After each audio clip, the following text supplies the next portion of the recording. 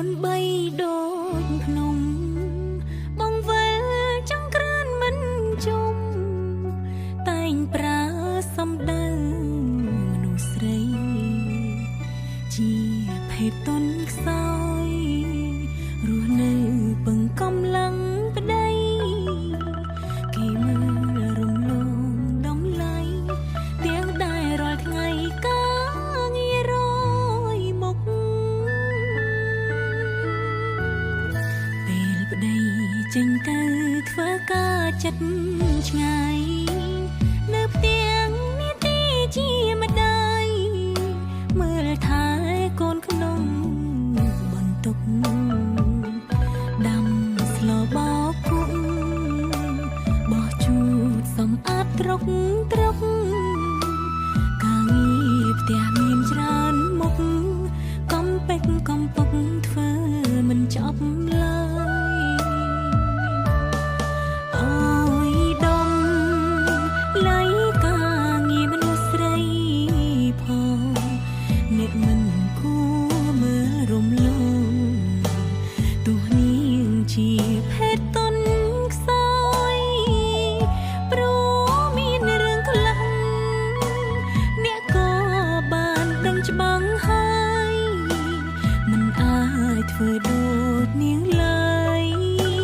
គឺពោពោះកូនក្នុងផ្ទៃ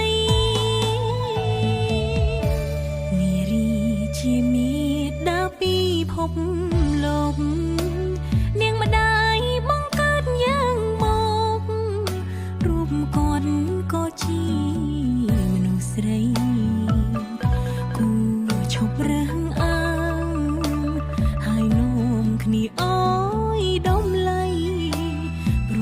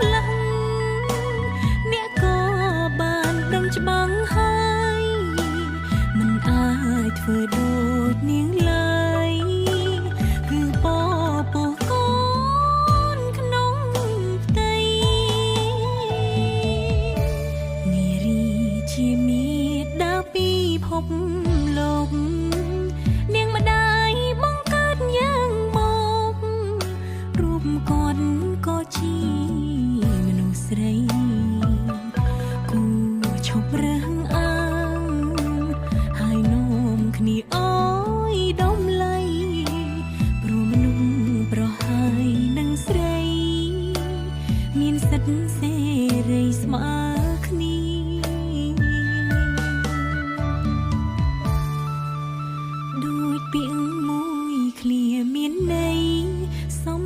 យងដីស្រីយោ